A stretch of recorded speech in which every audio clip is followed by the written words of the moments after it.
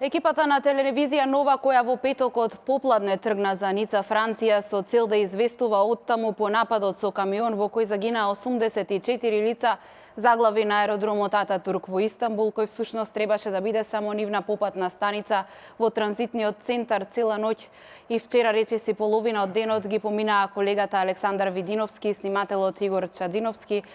Живи и здрави се вратија во Скопје и денеска и двајцата се со мене во студиото. Колеги, прво како сте? Малку уморни, но се чувствуваме добри и срекни што безбедно стасаме во Скопје. Игор, денеска ти од другата страна на камерата. За прв пат, да. Така, за прв пат сведочиш за тоа што го виде во Истанбул на аеродромот. Како си прва? Прво, најнапред да ви се заблагодарам што сме тука да објасниме како беше од лице место, мислам, на терен работата. Сега сме добро, да.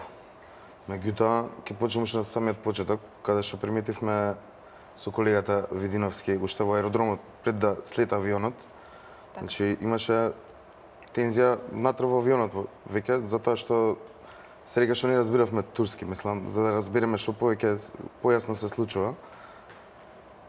Имаше паника меѓу патниците и баш со колегата се консултиравме што е работата и како што пристигнуваше авионот, гледавме дека има многу авиони каде што се приземени.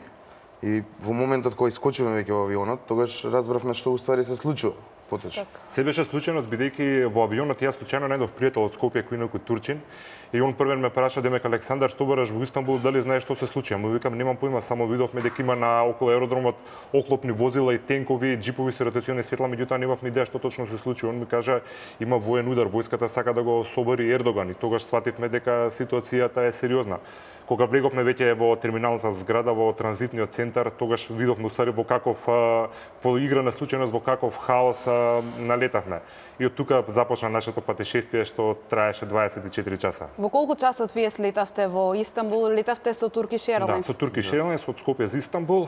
Истанбул требаше да ни биде како пропратна станица за патот до Ница, нели сакавме да од лице место телевизија Нова да известува за еден ден порано случајниот трагичен настан со масакрот во Ница, меѓутоа ние слетаме во Истанбул околу 8 часот и како што кажав останавме наредните 20 часа тама.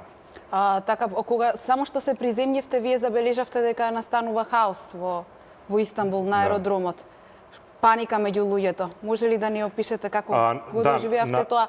Во твоите јавувања постојано слушавме дека некој зборува на турски, дека се прави паника, дека луѓето трчаат низ аеродромот, но ништо не разбиравте, никој не ви информираше што се случува. Да, морам да кажам дека првите 2 часа не беше панично, меѓутоа беше конфузно, пошто сите знае дека нешто се случува, меѓутоа нема информации што тоа точно се случува во Истанбул. Знае само дека дефинитивно не може да го продолжат своето патување, бидејќи аеродромот беше затворен, сите на информативните табли гледавме дека сите летови се буквално откажани.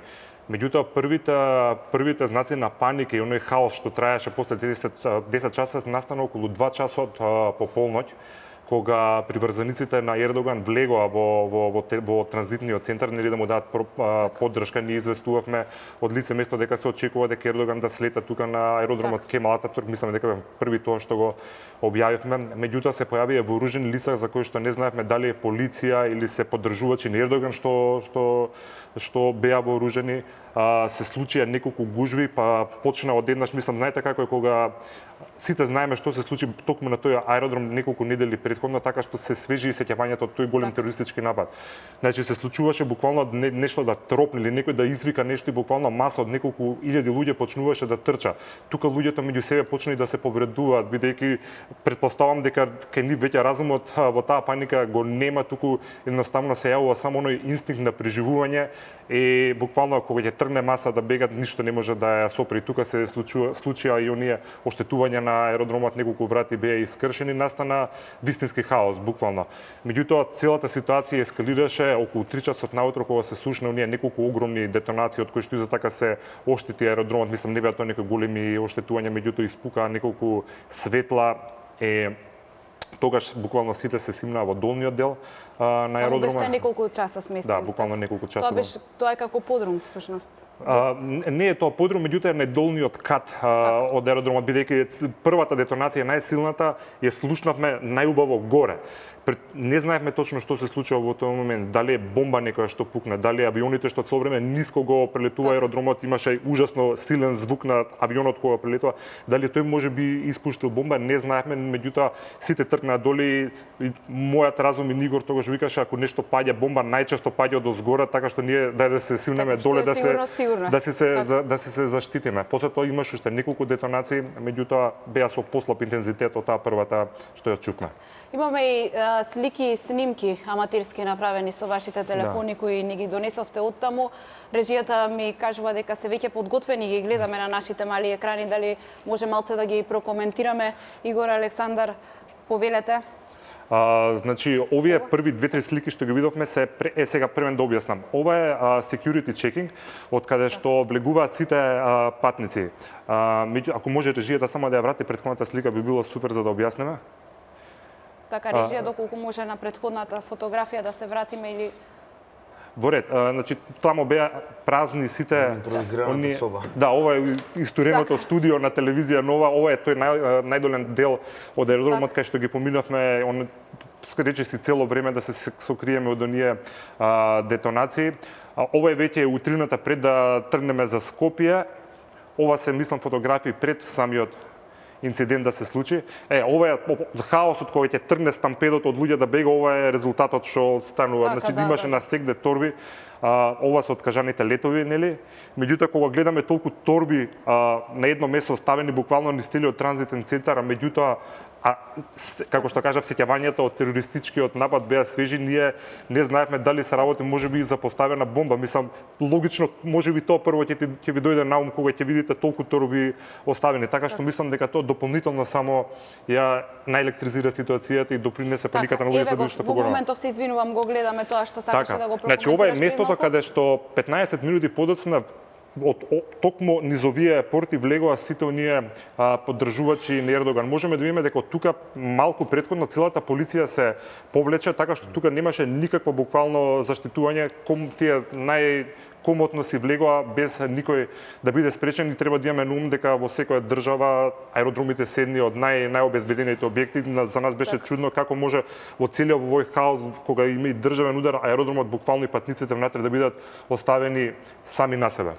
Така, Игор, кога разговаравме, кога се видовме сега кога пристигнати во телевизијава, ми раскажа како патниците буквално ги оставале торбите на сите страни, и дека почнале да пегаат едноставно да спасат глава затоа што немале информација што се случува. Како што кажа Аца, мислам, може да мислите стампедо некој си од бројка некаде, грубо кажувам, 5-6 хиљади луѓе како трчат од еден до друг крај.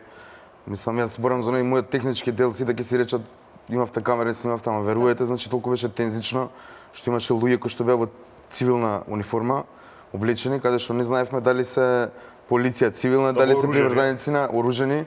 И цело време со колегата се консултиравме дали да снимаме, дали што да правиме, како да правиме. Она што можевме да видиме пред малку тие аматерски снимки од мислам наши, што снимавме од мобилен, и кога се среди се утрината на наредниот ден, тогаш успеавме да направиме пар инсерти, тоа се на брзина беше. Али стравотно беше, поготово таа експлозијата која може да ги погледнеме, практично тоа е рано изутрина вчера, кога практично полети првиот авион на индиска авиокомпанија, со што после тој лет и целокупниот авиособраќај на Кемал Ататурк се нормализираше. Ние неколку часа подоцна ние заминавме за Белград, па од Белград за Скопје со вечерниот лет. Колку часа точно бевте на аеродромот? Па околу 20 часа. 20 часа без пиење? Апсолутно без пиење, значи од почетокот на сите овие несакани действија до сега лично имам само неколку часа спиено, меѓутоа кога е таков хаос, верувате дека последно нешто на што мислите вашиот умор и вашето неспиење. Така тогаш адреналинот си го прави своето. Да, бидејќи ние не бевме таму како обични патници заглавени, меѓутоа сепак сме новинарска екипа на ТВ Нова кој освен за својата безбедност требаше да се грижи нашите гледачи на време да ги информира. Ова се нашите снимки. Така да. А ова се снимките од камерата на телевизија Нова, сега така мислам кои што ги направи Игор? Може ли да ги сега малце со прокоментираме? овие груби Така. неизмонтирани материјали, бидејќи само што ги донесовме во Така. телевизијата, меѓутоа мислам дека најбрзо ќе биде да се види првиот авион што полета. Ова е околу 4 часот изутрина на разденување. Ова е тој авион на индиска авиокомпанија, практично беше и првиот авион што полета од Кемал Ататурк по неуспешниот обид за државен удар. Инаку важно е да кажеме дека на аеродромите нели секогаш е строго забрането снимањето, треба посебни дозволи, посебно во Турција каде што тоа е многу ригорозно. Така што ова е во целиот хаос успеавме ова да го снимиме како еден официјално повторното официјално отварање на аеродромот. Сега во моментов нормализиране авиосообраќајот, колегата Емил Деспотов работеше на оваа тема. Туристичките аранжмани за Турција почнаа да се откажуваат, но македонците не ги откажуваат своите аранжмани. Емил, доколку се слушаме и доколку те имаме, така јас те гледам, ти работеше на оваа тема, авиосообраќајот е нормализиран, авионите на Turkish Airlines летаат од Скопје. Што е со туристите?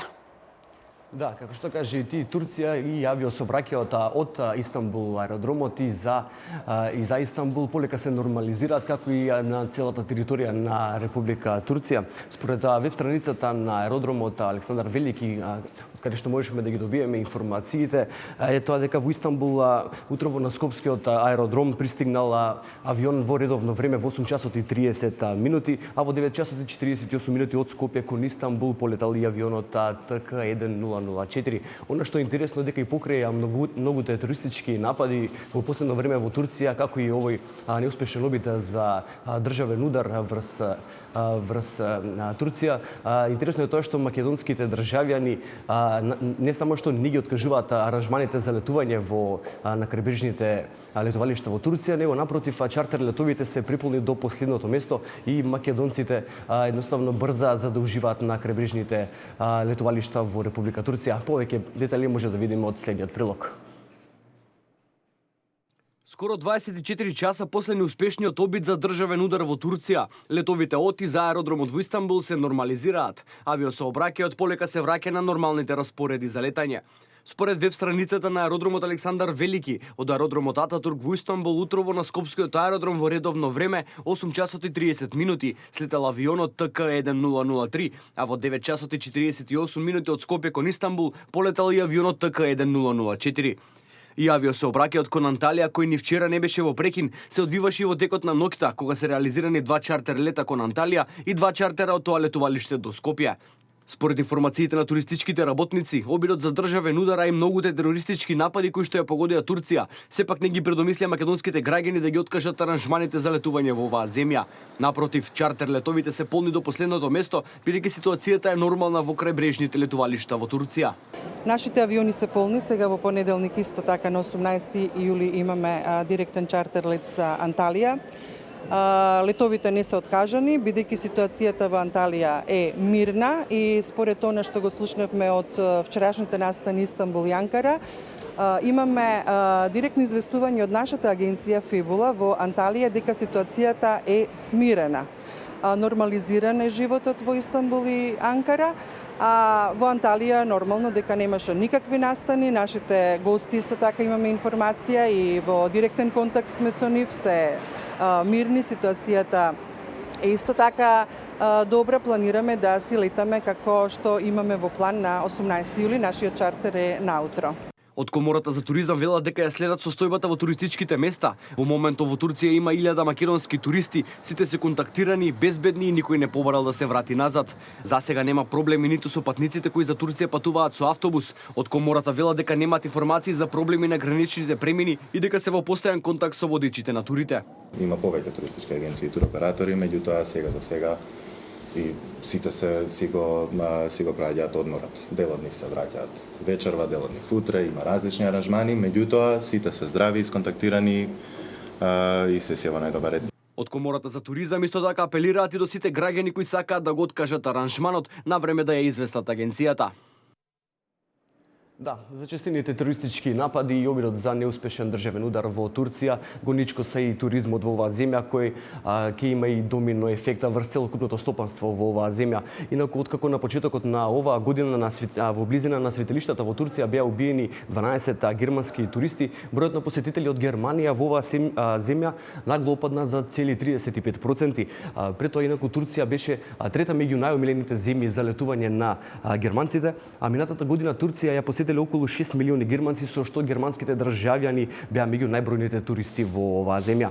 Непосредно и пред нападот на аеродромот Ататурк во Истанбул, турското министерство за туризам ги објави поратоците за првите 5 месеци од годината за бројката на туристи кои што ја посетиле оваа земја, а кој изнесува вкупно 2,5 милиони, што е за 34% помалку во однос на истиот период минатата година. За разлика пак од германските државјани, чија бројка опадна за 35%, руски државјани веќе скоро и да нема. Нивната бројка во споредба со минатиот мај се намалела за цели 92%. Сепак ова е последица на влошените односи меѓу Турција и Русија после соборувањето на рускиот авион од страна на турските воени сили, пошто председателот Владимир Путин објави указ со кој се забранува престој на руските државјани во Турција. Инаку туризмот се вбројува меѓу најважните стопански гранки во Турција и сочинува околу 10% од вкупниот бруто домашен производ. За до крајот на годината се предвидува бројката на туристи драстично да опадне, што земјата би ја чинело милиарди долари. Во време кога кризата во Европа беше на кулминација, Турција бележеше фантастични стапки на стопански пораст, бидејќи конкурентната држава Грција беше оптоварена со несигурна политичка ситуација и со скапото евро. Инаку турските власти проценуваат дека нападите и обидот за државен удар ќе има и негативно влијание врз вкупната економија, но вели дека треба да се почека за да се видат размерите на оние негативни ефекти врз стопанскиот пораст. Инаку турската економија бележи јасен пораст во првиот квартал на годината. Стапката изнесуваше 4,8% во однос на истиот период лани, а за целава 2016 година се прогнозира стапка на пораст меѓу 3,5 и 4%. Овие бројки за индустријски развиени земји, на пример како Германија, се забележителни бројки, но за земји во заврзан подем како што е Турција, ова е само еден скромен чекор. Ова е се што подготвивме за ова линковско вклучување од дескот на телевизија Нова со најновите информации за неуспешниот обид за државен удар и какви последици би можело тоа да има врз туризмот во Турција, а секако и целокупното стопанство на оваа земја. Емил, ти благодарам за ова вклучување. Ние го продолжуваме разговорот со нашите колеги Александар Видиновски, Игор Чадиновски, екипата на телевизија Нова, која во моментот кога се вршеше државен удар, односно пуч во Турција, беше на аеродромот Ататурк во Истанбул. Александар, имавте контакти со амбасадата на Македонија во Турција. Што ви кажа од таму? Ги сконтактиравте телефонски, побаравте помош од нив? Да, ги сконтактира првиот пат, ние телефонски ги контактиравме. По ваша сугестија, нели, логистиката на телевизија Нова од Скопје цела вечер беше многу активна и тие, меѓутоа другите новинари, Градин Марковски, цело време се интересиравте, нели, за нашата состојба. Вие ни го направивте контактот со македонскиот амбасадор во Анкара. Ние сконтактиравме со него, меѓутоа он ни кажа дека во Турција се случува тоа што се случува, многу малце може да ни помогне, бидејќи амбасадата е во Анкара, конзулатот е во Истанбул, меѓутоа на Таксим, каде што имаше големи војни дејства, така што неговата сугестија беше останете таму каде што сте, дека моментално транзитниот центар на интернационалниот аеродром Кемал Ататурк во Истанбул е можеби најбезбедното место во Турција. Во Истанбул ми кажа дека како што кажа, не може што многу да направи, рече да бидеме стрпливи, да се засолниме, меѓутоа морам да кажам дека буквално човекот на амбасадорот на секој час ни се јавуваше да не апдейтира со сите оние нови информации, бидејќи ние бевме комплетно одсечени. Знаеме само што се случува во терминалната зграда, меѓутоа што се случува во Турција таа вечер дознававме преку вас како наши колеги, меѓутоа и од амбасадорот.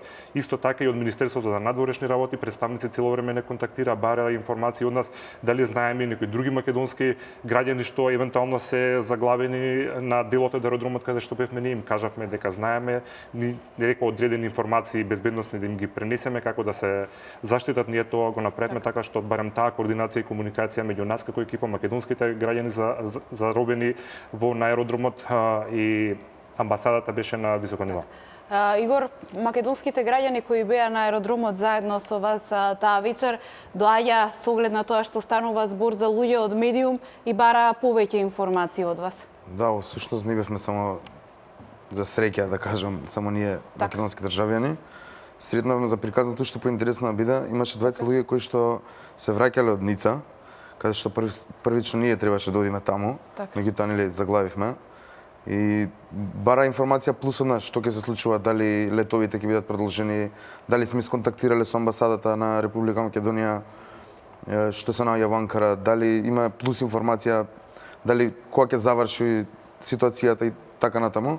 Но пробавме колку што можеме да им објасниме она што ние го имавме информација благодарение на вас и на колегата Градимир, кој што цело време беше на телефон со мене, додека Александар беше на телефон со студиото и со амбасадорот, и им објаснивме дека што ми имаме информација првична до каде ќе се заврши, како ќе се заврши понатамошни инструкции, ќе ги известиме и ние.